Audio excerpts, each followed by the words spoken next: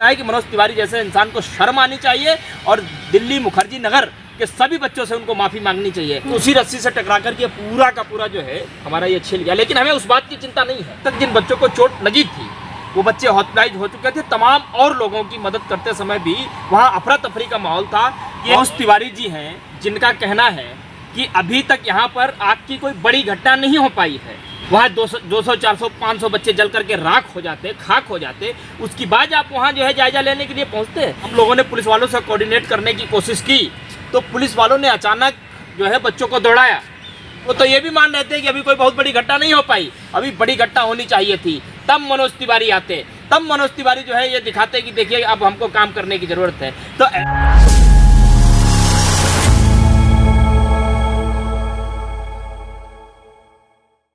आप साफ तौर पर ये निशान देख सकते हैं होठों के पास। आखिरकार क्या हुआ था, साफ तौर पर इन्हीं से प्रत्यक्ष रूप से जानना चाहूँगे। क्या कहना चाहेंगे? मुखर्जी नगर में जो कल बताया जा रहा है शॉर्ट सर्किट की वजह से अचानक भगदड़ मच गई, उसके बाद बता रहे हैं कि हालत गंभीर थे, अब तो नाजुक बताए जा रहे हैं, फिर कह रहे हैं कि सब मामला ठीक है। आप कब पहुँचे और क्या माहौल था उस वक्त? देखिए, सबसे पहले तो हमारे जितने भी बच्चे हॉस्पिटल में भर्ती हैं, हॉस्पिटलाइज हैं, जिनका इलाज चल रहा है, मैं ईश्वर से प्रार्थना करता हूं कि वो शीघ्र अतिशीघ्र स्वस्थ हों और वापस अपनी पढ़ाई की ओर लौटें। ऐसी कोई भी बात हमको सुनने में नहीं आए जो हम सबके लिए दुख का कारण बने या उनके घर परिवार वालों के लिए, उनके परिवारजनों के लिए दुख का कारण बने। जो कुछ भी हुआ वहाँ पर कल सुबह, वो बहुत ही दुखद घटना थी और मैं अगर ये कहूँ कि एक बहुत बड़ी घटना होने से बच गई, क्योंकि तकरीबन 450 के आसपास बच्चे, एक आईएएस कोचिंग का सेंटर था, संस्कृति आईएएस कोचिंग का सेंटर, उसमें तकरीबन 450 के आसपास बच्चे बैठे थे और बिल्कुल नीचे का जो फ्लोर था उस फ्लोर में तमाम मीटर्स लगे थे जहां पर शॉर्ट सर्किट हुआ और उसको लकड़ी से कवर कर रखा गया था पूरा। तो जब वो शॉर्ट सर्किट हुआ तो पूरी वो लकड़ी जल उठी, तो नीचे का धुआं ही ऊपर की ओर बढ़ा है ज़बरदस्त तरीके से। तो बढ़ा है तो कोई धुआं पहली मंजिल से निकलना शुरू हुआ, दूसरी मंजिल से निकलना शुरू हुआ, तीसरी मंजिल से। चूंकि ऐसे हादसे गुजरात में कुछ समय पहले हुआ था, आपने देखा होगा, मध्य प्रदेश के एक ज़िले में हुआ था, वहाँ भी आपने देखा होगा, और बहुत बड़ा हादसा हुआ था जिसमें भी लोग इसी तरीके से पीछे से कूद करके निकल रहे थे। तो वो दिमाग में, बच्चों के दिमाग में वही बात थी और इसीलिए वो वहाँ से अफरा तफरी में उनको जो मिला, जैसे मिला, वहाँ से उन्होंने कूदना शुरू किया। और अच्छी बात ये रही कि वहाँ के जो बच्चे थे उन्होंने सूझबूझ का परिचय देते हुए अपने जो बैग्स थे, उन्होंने बैग्स जहाँ बच्चे कूद रहे थे, गिर रहे थे, उन्होंने चारों तरफ जो है वहाँ नीचे डाल दिया, ताकि अगर ऊपर से डायरेक्ट कोई गिरता भी है तो उनको किसी भी प्रकार की कोई बहुत ज़्यादा चोट नहीं आए। और उनके बैग नीचे गिरा देने से काफ़ी बच्चे गंभीर चोट की चपेट में आने से बच गए। अच्छा, जब आप उस वक्त वहाँ गए, तकरीबन मामला बताया जा रहा है 12:27 का ये मामला है, आप कब पहुँचे और वहाँ उस वक्त क्या हालात थे? देखिए, हम तकरीबन 2-2:30 बजे के आसपास वहाँ पहुँच गए थे, हमारे कई और साथी गए थे। जब हम वहाँ जाकर गए तो पुलिस ने चारों तरफ से उसको बंद कर रखा था।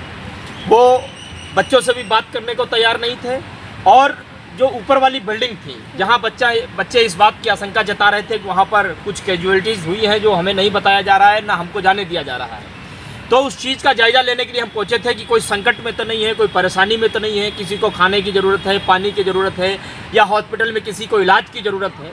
तो हम पूरी टीम लेकर यूथ कांग्रेस के नेतृत्व में वहाँ पर गए थे और लगातार अध्यक्ष श्रीनिवास जी उसका जायजा भी ले रहे थे कि आप चाहे जिस प्रकार की भी कोई दिक्कत हो, आपको पता है कि वो हमेशा लोगों की मदद करने के लिए खड़े रहते हैं। हम लोगों ने जाकर के देखा, लेकिन तब तक जिन बच्चों को चोट लगी थी वो बच्चे हॉस्पिटलाइज हो चुके थे। तमाम और लोगों की मदद करते समय भी वहाँ अफरा तफरी का माहौल था और बीजेपी के एक सांसद पहुँचे हुए थे, मनोज तिवारी जी, और उनका रवैया क्या था, मैं आपको एक वीडियो दिखाता हूँ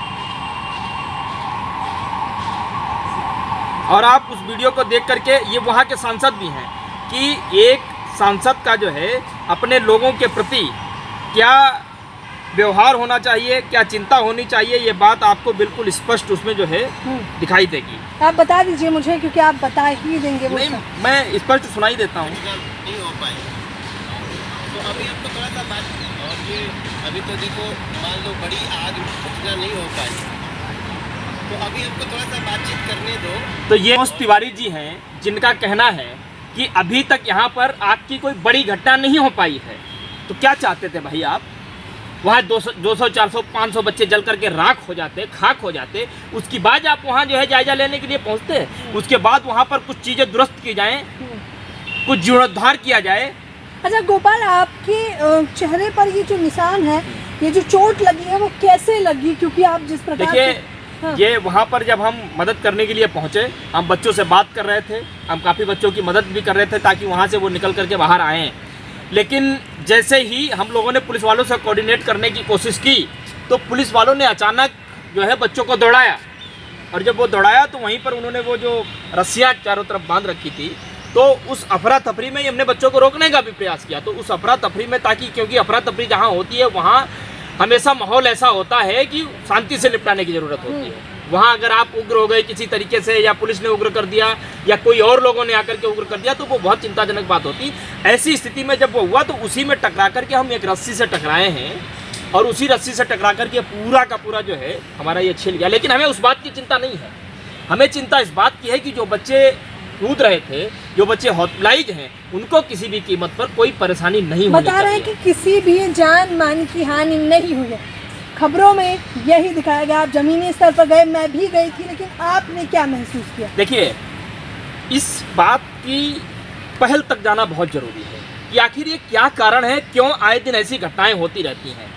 वहाँ के तमाम बच्चे जज्बात में आकर के वहाँ के जो कोचिंग इंस्टीट्यूट के जो मालिक होते हैं, जो कोचिंग चलाते हैं, मैं सबकी बात नहीं करता, लेकिन 90% लोगों का कोई दोष नहीं होता है उसमें। दोष यदि वहाँ किसी का है तो वहाँ के जो लैंडलॉर्ड हैं, मकान मालिक हैं। आप पैसा बहुत मोटा लेते हो कोचिंग संचालकों से, और लेने के बाद में ये काम किसका है कि वो बिल्डिंग जो है वो पूरी तरीके से इस स्थिति में हो कि अगर वहाँ पर ऐसी कोई घटना होती है तो किसी भी बच्चे को कोई नुकसान ना होने पाए, उनको आसानी से वहाँ बाहर निकाला जा सके।